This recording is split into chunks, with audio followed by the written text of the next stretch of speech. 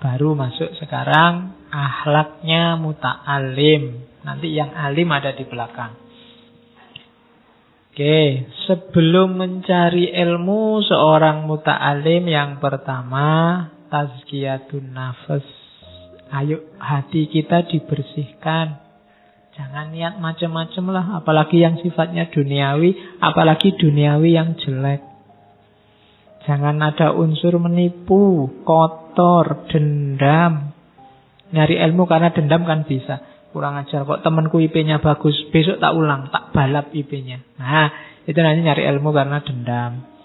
Atau hasud, iri. Alah, baru ngerti gitu aja pamer.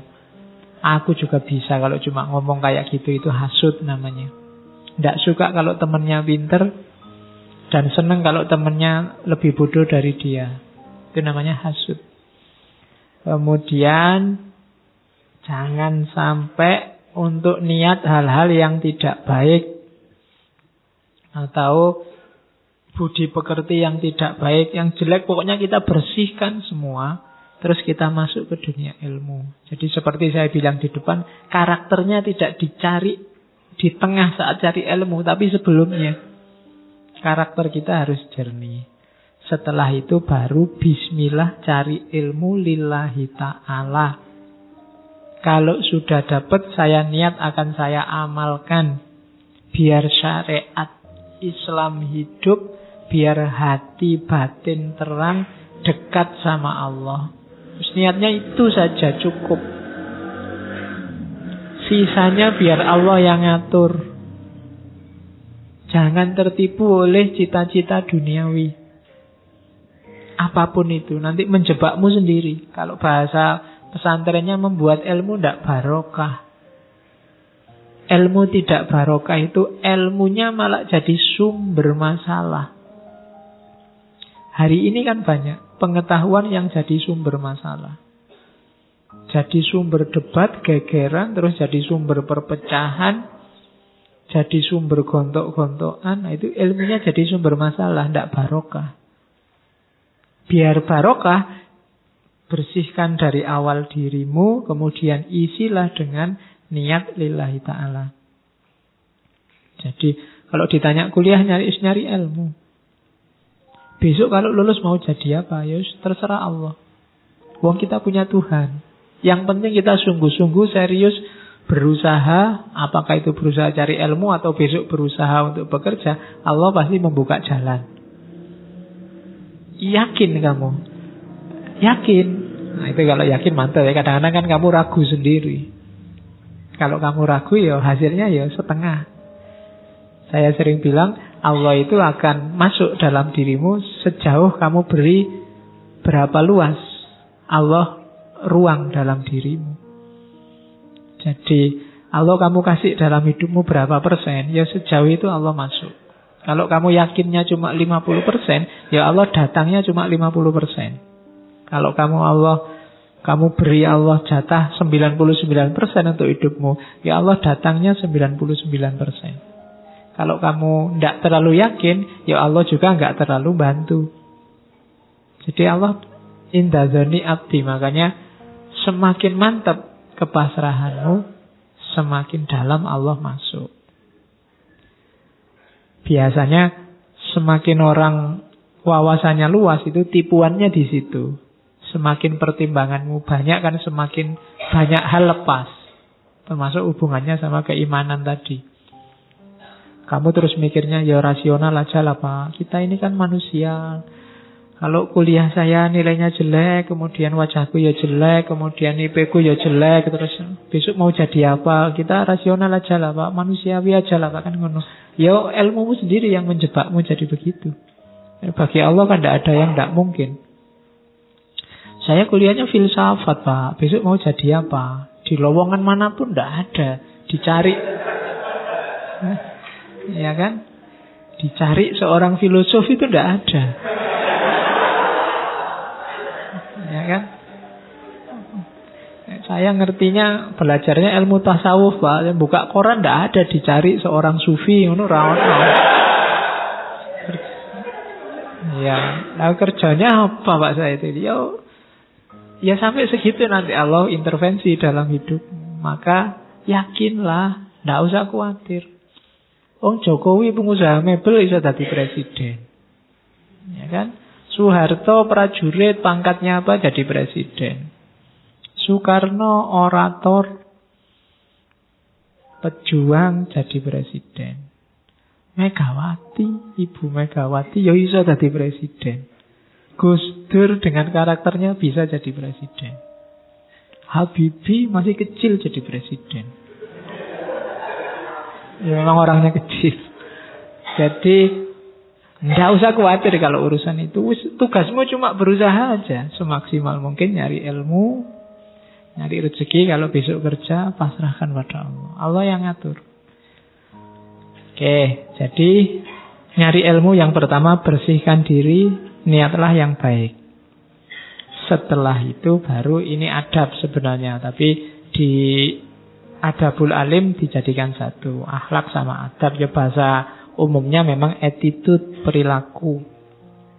Yang pertama, untuk membantu niat yang baik tadi, jangan menunda-nunda. Ini penyakit yang banyak kita alami sebenarnya. Tidak segera dikasih tugas oleh dosennya, nanti di pertemuan ke-13. Ya nggarapnya malam sebelum pertemuan ke-13. Akhirnya kesusu-susu. Begitu waktunya presentasi, tadi malam lampunya mati ya Pak. Alasannya gitu. Terus belum di-print Pak, printer saya kok yang ngadat. Kalau pas nge-print makalah mesti ngadat Pak. Kalau yang lain enggak. Jadi kenapa kok enggak kemarin-kemarin? Kita menunda-nunda. Ada tugas nulis ya ditunda-tunda. Kalau kepepet baru senyampe-nyampenya.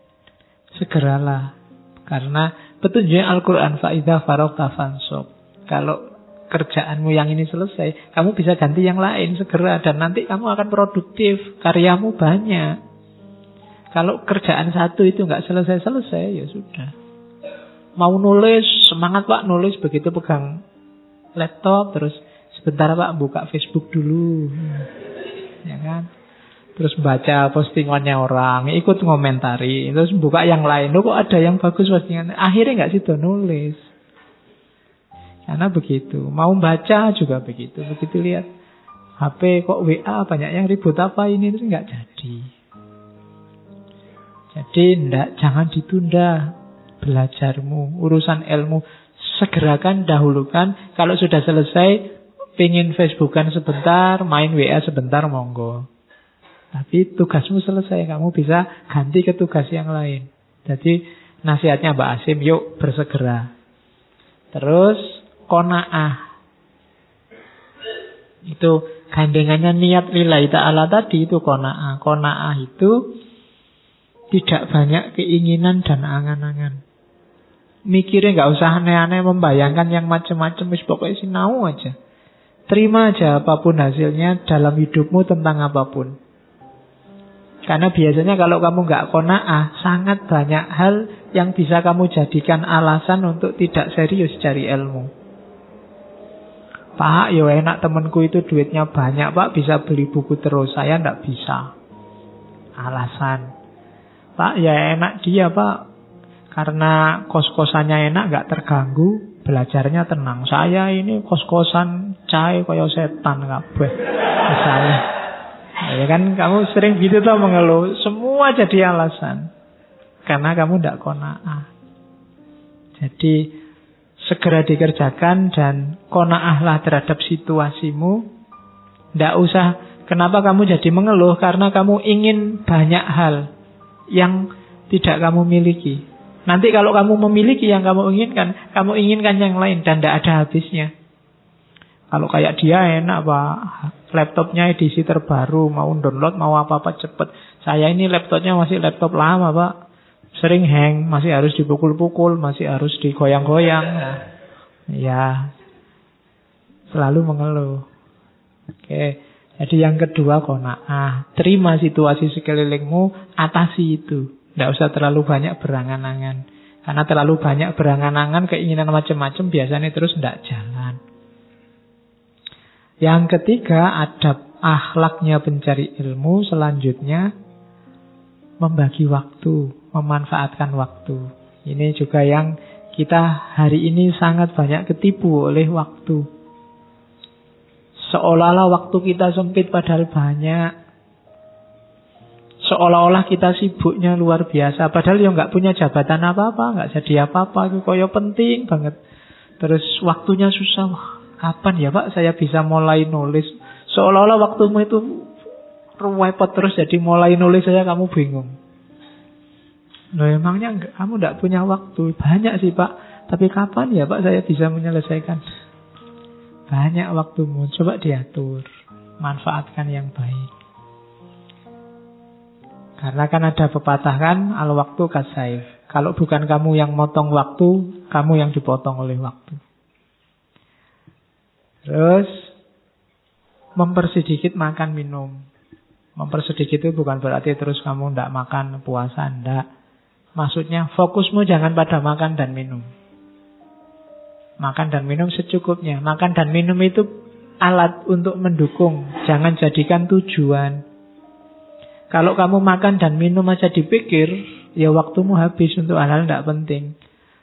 Habis sarapan sudah mikir nanti siang makan apa ya, di mana ya, ya sudah.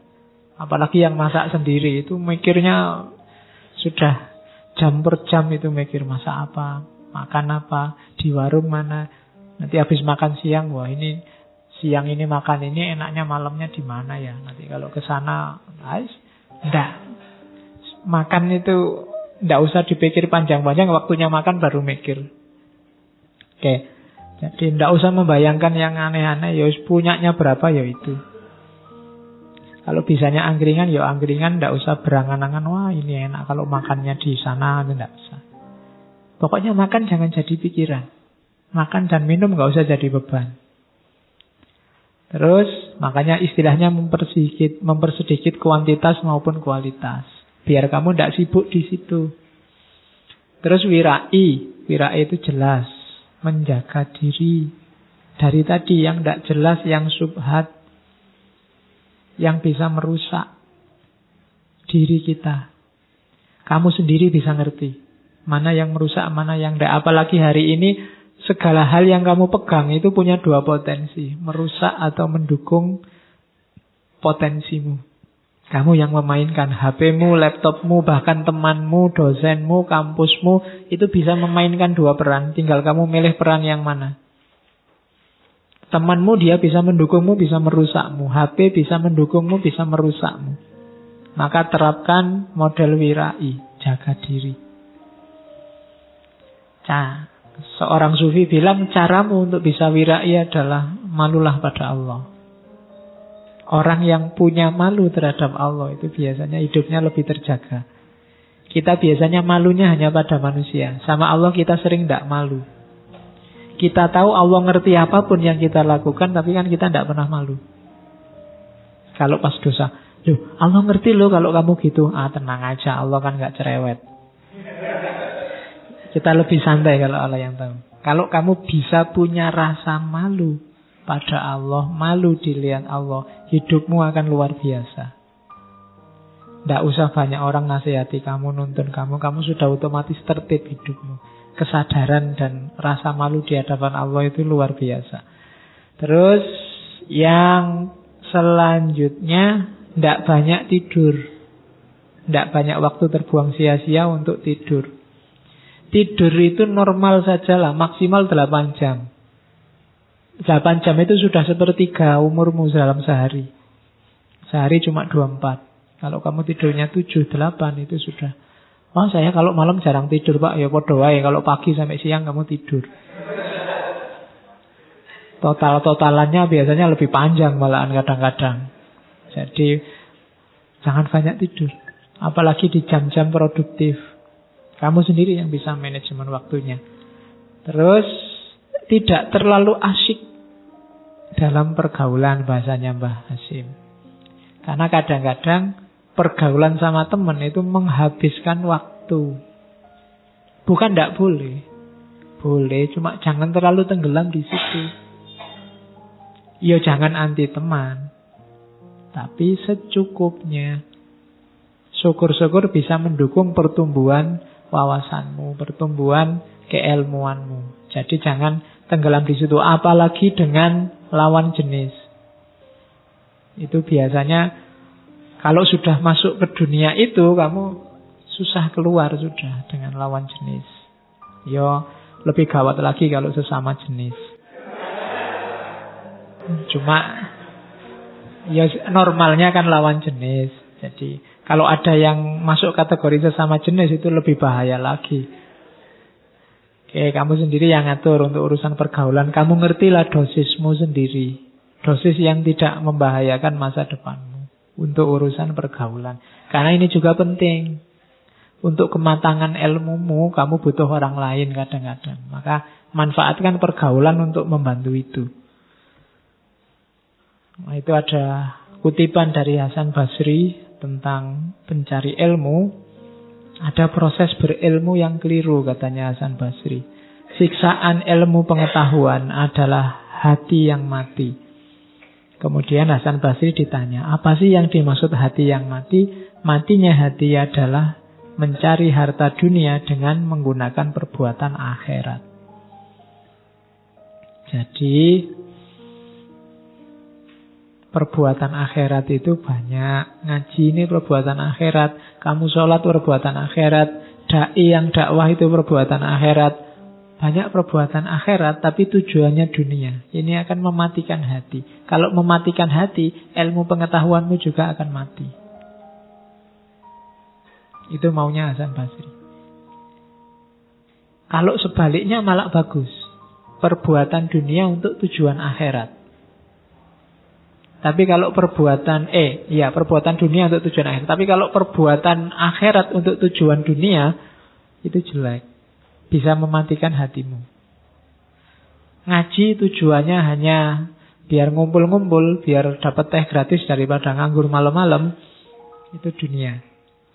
Ceramah tujuannya popularitas, kayak tadi, itu tujuan dunia. Kalau yang datang sedikit marah-marah, besok nggak mau datang lagi. Itu dunia, popularitas. Jadi katanya Hasan Basri, enggak. Itu akan menyiksa ilmumu. Karena apa? Hatimu mati. Kalau hati tidak hidup, ilmu pengetahuan tersiksa. Kenapa? Karena hidup itu porosnya ada pada hati. Jadi katanya Hasan Basri itu. Jadi kalau ingin ilmumu hidup, hatimu harus hidup. Karena aplikasi ilmu butuh hati. Kalau hatimu mati, ya tidak bisa. Kalau kamu bawa ke dunia, ilmu itu yang ikut dunia. Kalau kamu bawa ke akhirat, ilmu bermanfaat di akhirat. Maka ikuti prosedur ilmu yang benar.